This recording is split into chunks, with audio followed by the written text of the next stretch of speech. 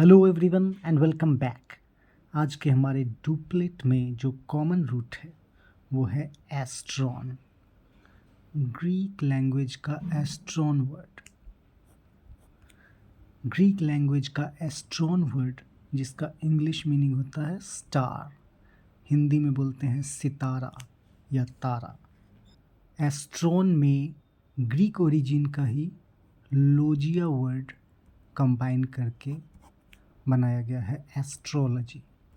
Astrology इस तरह से इसका लिटरल मीनिंग क्या हो गया? Study of stars. Logia means study और साइंस। एस्ट्रोलॉजी हो गया स्टडी ऑफ स्टार्स। लेकिन जब हम इसका एक्सटेंशन करते हैं तो यहाँ पर स्टार्स जो हैं उसे लक या डेस्टिनी, किस्मत या तकदीर के मेटाफर की तरह यूज़ करता है। एस्ट्रोलॉजी में कोई साइंटिफिक इक्विपमेंट जैसे कि टेलीस्कोप हो गया, दूरबीन या सैटेलाइट, कोई इस तरह के इक्विपमेंट का यूज़ नहीं किया जाता है, यानी कि ये कोई अप्लाइड साइंस नहीं है। एस्ट्रोलॉजी क्या है?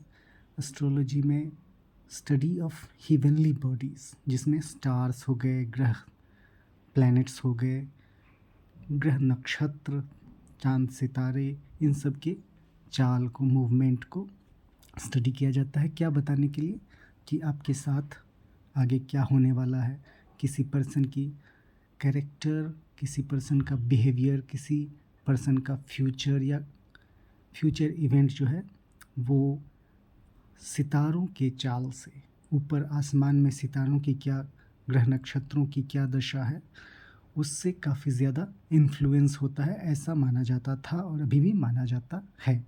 तो एस्ट्रोलॉजी में स्टडी ऑफ स्टार जो होता है वो फ्यूचर इवेंट को प्रिडिक्ट करने के लिए किया जाता है, जबकि एस्ट्रोनॉमी उसके बारे में थोड़ी देर बाद हम डिस्कस करते हैं। पहले एस्ट्रोलॉजी को थोड़ा और डिफाइन करते हैं डिटेल में।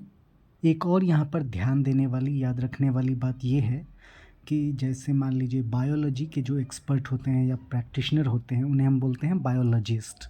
उसी तरह जियोलॉजी के या कोई भी लॉजी जनरली जो होता है उनके जो प्रैक्टिशनर होते हैं, उनके जो एक्सपर्ट होते हैं, उनको हम जिस्ट यानी लॉजी में लॉजिस्ट कर देते हैं। लेकिन एस्ट्रोलॉजी में ऐसा नहीं है। एस्ट्रोलॉजी के जो एक्सपर्ट होते हैं, एस्ट्रोलॉजी के जो प्रैक्टिशनर होते हैं उन्हें हम बोलते हैं एस्ट्रोलॉजर। ये ध्यान में आपको रखना है, एस्ट्रोलॉजर। आपने सुना होगा किसी के मुंह से कि यार उसके सितारे बहुत बुलंद है, उसके सितारे चमकने वाले हैं, या फिर उसके सितारे गर्दिश में हैं। तो सितारे का यहाँ पर स्टडी एस्ट्रोलॉजर क्या पता करने के लिए करते हैं कि उसके साथ कैसा होने वाला है, अच्छा होने वाला है, बुरा होने वाला है, किस तरह का इन्फ्लुएंस होने वाला है स्टार्स का उसके लाइफ में या उसके पर्सनल या प्रोफेशनल लाइफ में। तो ये काम एस्ट्रोलॉजर करता है। एस्ट्रोलॉजी का एडजेक्टिव ट्रांसफॉर्मेशन हो जाएगा एस्ट्रोलॉजिकल। सितारे का प्रकोप या कुदरत का कहर, इससे जुड़ा एक इम्पॉर्टेंट वर्ड है डिज़ास्टर। डिज़ास्टर में डिस प्रीफिक्स का यूज़ किया गया है। एस्टर जो एस्ट्रन में से स्टार होता है, एस्टर डिस प्रीफिक्स का यूज़ किया गया है एविल के सेंस में। एविल यानी बैड, बुरा। डिज़ास्टर का मतलब हो गया consequence of an evil star. किसी बुरे सितारे का साया, किसी बुरे सितारे का नज़र लग जाती है, कुदरत का कहर होता है, आपदा आती है, उसे बोलते हैं डिज़ास्टर।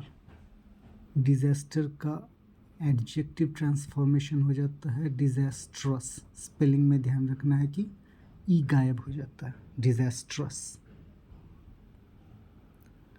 डिज़ास्टर का मतलब हो गया consequence of an evil star, और डिज़ास्ट्रस को आप डिस्क्राइब कर सकते हैं एज एन इल स्टार। इस तरह से कुदरत के कहर से भरपूर, डिज़ास्ट्रस।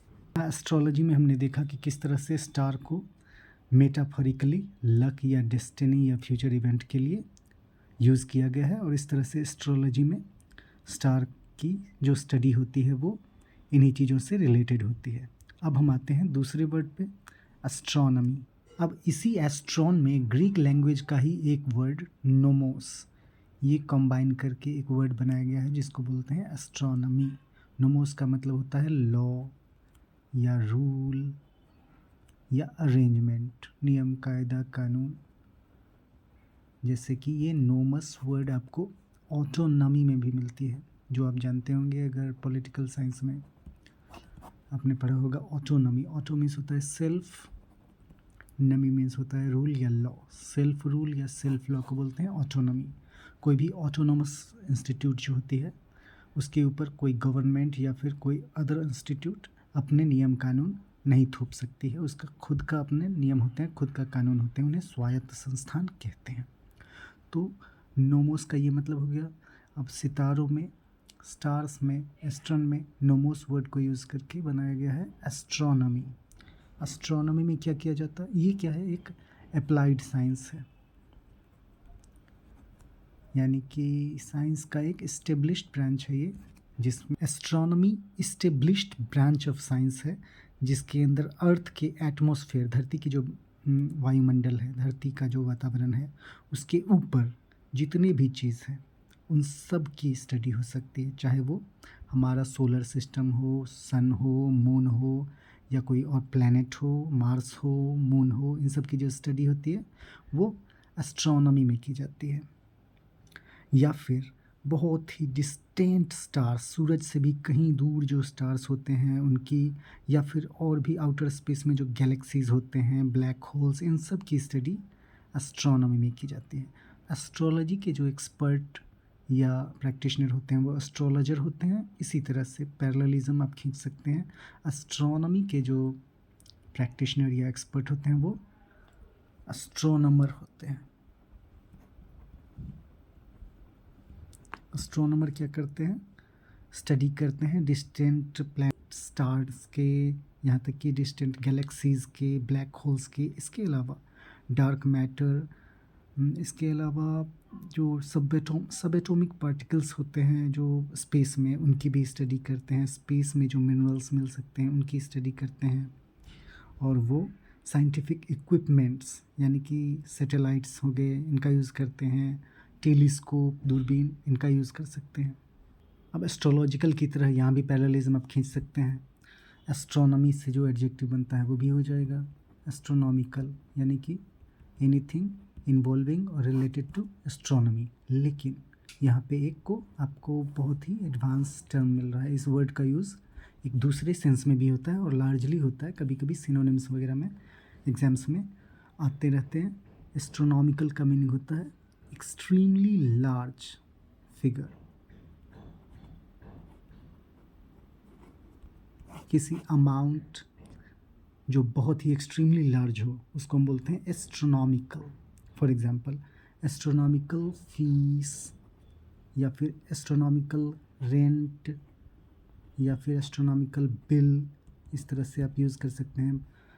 अगर किसी के मतलब जो नॉर्मल से कहीं ज़्यादा हो, एक्सट्रीमली लार्ज, तो उसके सेंस में हम यूज़ करते हैं एस्ट्रोनॉमिकल।